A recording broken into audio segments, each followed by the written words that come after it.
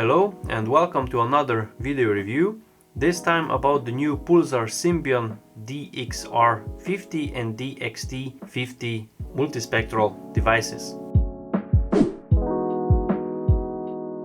If you've spent any time around thermal optics, you've probably heard of Pulsar.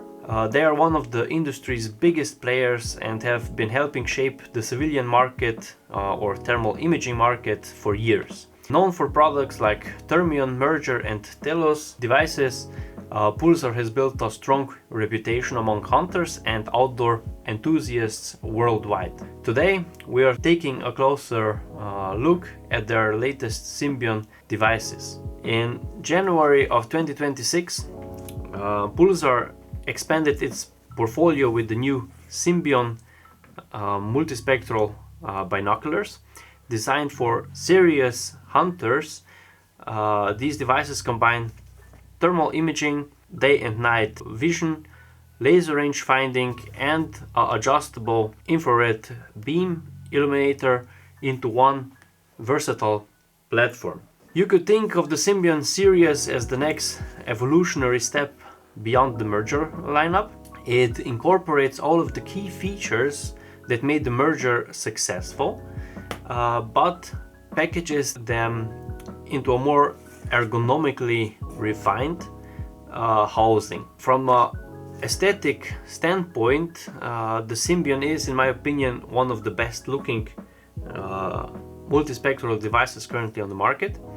But more importantly than ergonomics, have clearly received a great deal of attention, resulting in a design that feels more natural and comfortable to use during extended periods in the field.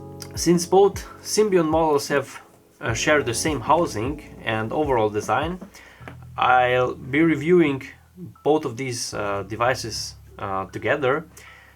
Externally, they're almost identical with only minor differences such as the color of the markings and in the color of the infrared slider here on the front. Everything else, if we look at it from the back side, is completely the same with no differences. Okay, let's start with the housing itself. The Symbion devices are made from a magnesium alloy, giving it a premium and rugged feel while helping to keep the weight under control. Magnesium also provides excellent strength and heat dissipation. The housing itself is IP67 rated, meaning the device is fully dustproof and also waterproof, capable of withstanding immersion in up to 1 meter of water for at least 30 minutes. So if we look from the back,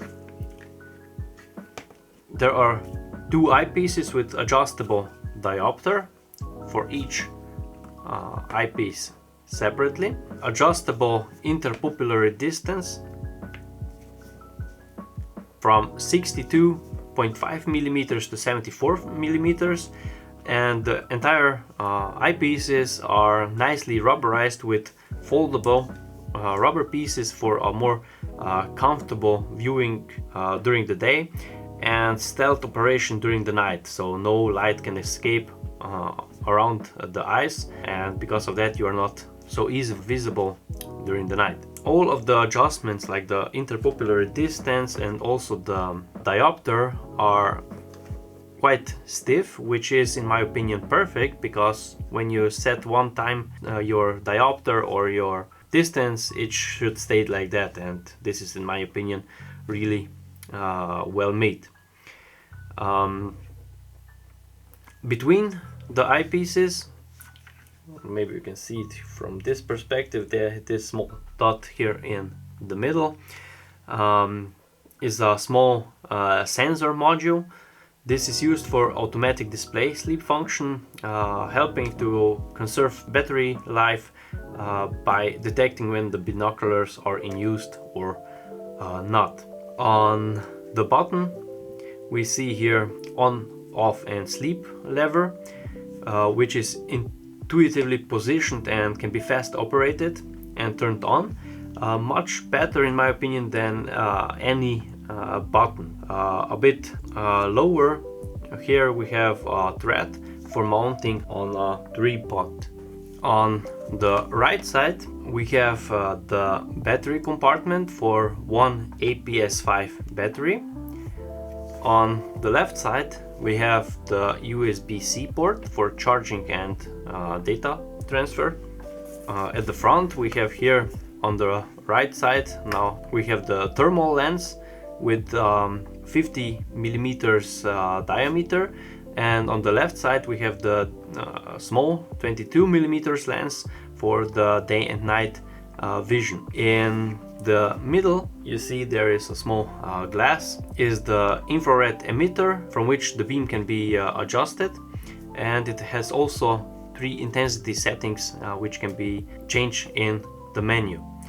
And also in the middle we have the laser rangefinder module. The laser rangefinder works up to 1500 meters. Here on the front we also have flip-up lens cover which are made from hard plastic, and they have a really premium feel, and they also close very firmly and pretty strongly, and inside is also a small o-ring or rubber, so no dust can enter to the lenses when these are closed. Then on the top we have buttons.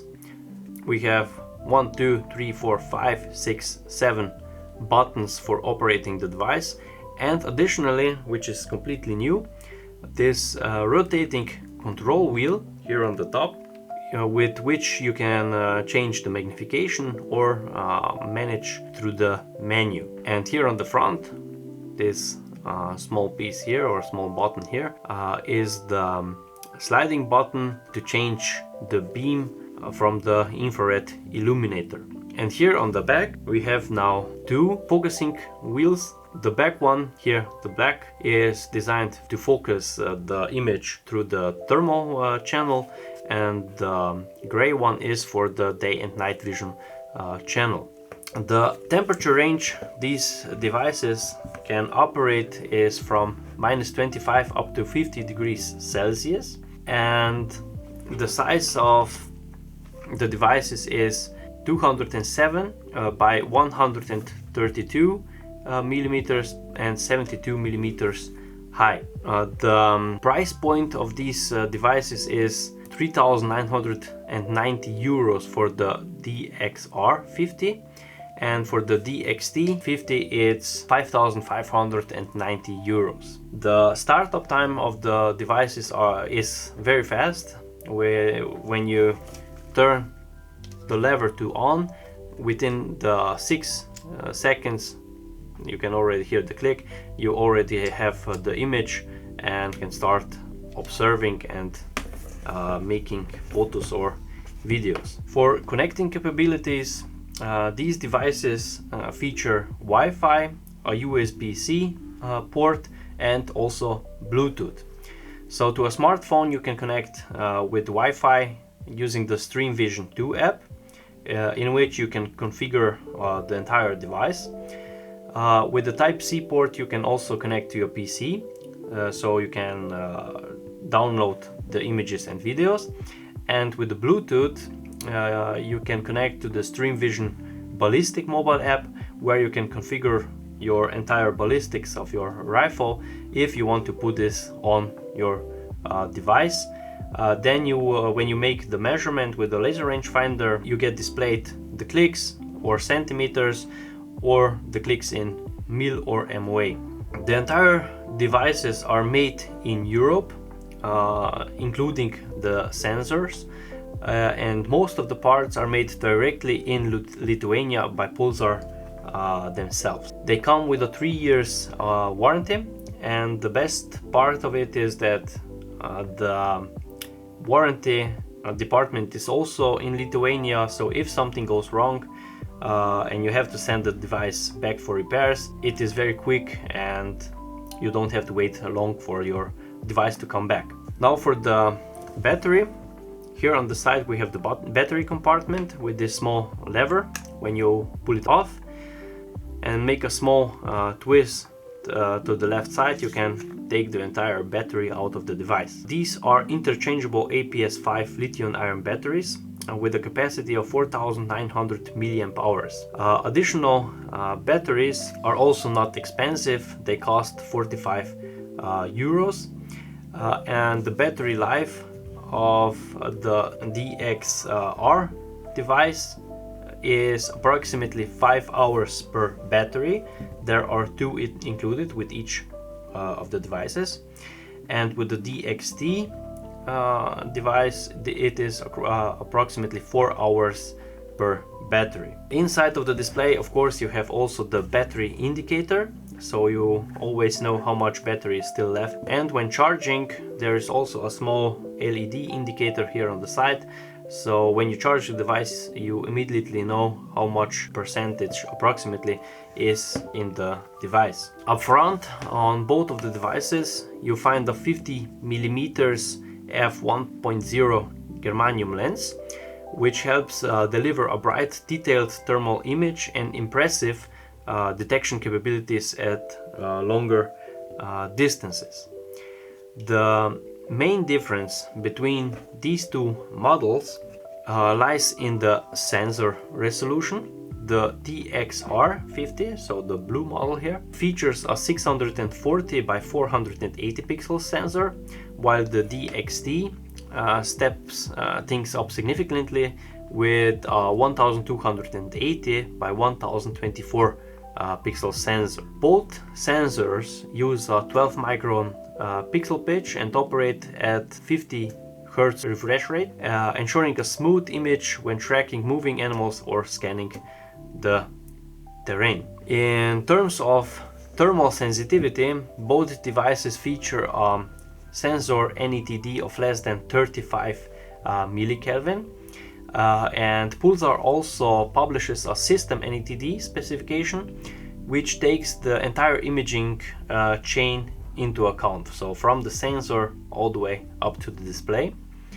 The DXR50 achieves a NETD of less than 18 millikelvins, while the DXT50 is rated at less than 20 millikelvin, placing both devices among the top performers in challenging weather conditions and low contrast conditions. The Symbion devices offer 3 calibration modes: automatic, semi-automatic and manual, allowing users to choose the method that best suits their hunting style and observation preferences. Looking at the optical performance, the DXR50 provides a base magnification of 4 times, which can be digitally increased up to 32 times, and the DXT50 starts at 2 times magnification and can be zoomed up to 24 times. Despite these differences, both models offer an impressive detection range of up to 2,800 meters. The wider field of view belongs definitely to the DXT50, offering approximately 30.7 meters and 100 meters, while the DXR50 provides 15.4 meters at the same distance. This makes the DXT better suited for scanning large areas, where the DXR50 provides a zoomed in view right from the start. The minimum focusing distance is approximately 5 meters, and thanks to the generous eye relief and adjustable interpupillary distance, both devices can comfortably be used also with glasses. To round things off, Pulsar includes 9 thermal color palettes, allowing users to optimize the image for different environments, weather conditions and also for personal preferences. So now let's move to the digital channel. Both devices feature a 50mm f1.8 objective lens paired with a 4K CMOS digital sensor with a resolution of 3840 by 2160 pixels. The native magnification on both devices, it's the same, is 6.5 times, which can be digitally increased up to 26 times. Thanks to the 50mm focal length, the digital channel is clearly optimized for medium to long range observation. The digital channel has a field of view of 5.08 degrees, or approximately 10.2 meters at 100 meters. Now for the display. The type of the display inside of those devices is AMOLED with a resolution of 1920 by 1080 pixels. Both devices can also take photos and videos with a resolution of 1440 by 1080 pixels. The internal storage is 64 gigabytes, and the image stabilization works exceptionally well, making observation much more comfortable and significantly improving the recognition of fine details, especially during prolonged handheld use. Not like on some other devices, the image stabilization works on both channels, so thermal and day and night vision. The display itself is very large and immersive, delivering an exceptionally clear image with excellent detail resolution.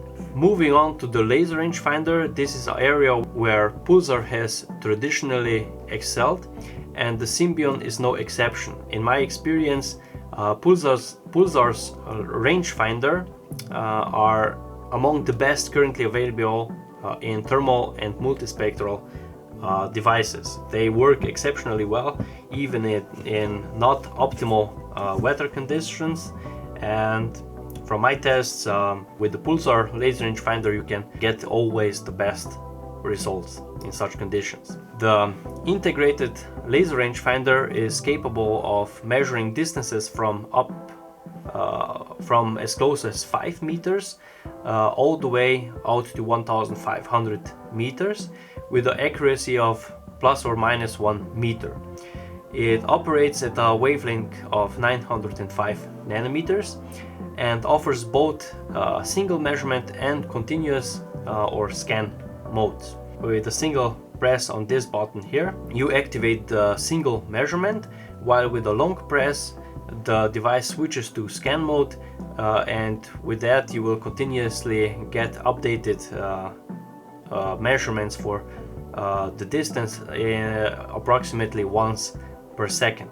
Another useful feature is the equivalent horizontal range function, which compensates for shooting angles and can display both the corrected distance and the angle to the target. So for users who don't need this information, this feature can also be disabled in the menu. As I previously said, these devices also support ballistic calculations through the Stream Vision Ballistic app. After creating and configuring a ballistics profile in the app, the device can use the measured distance to provide precise ballistics correction directly in the field.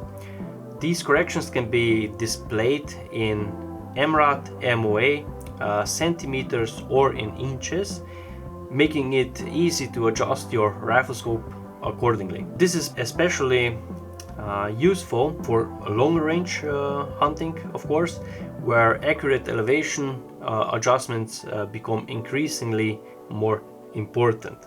Now the button position, as you can see, it has a completely new control layout compared to previous Pulsar devices, and in my opinion it is a significant improvement.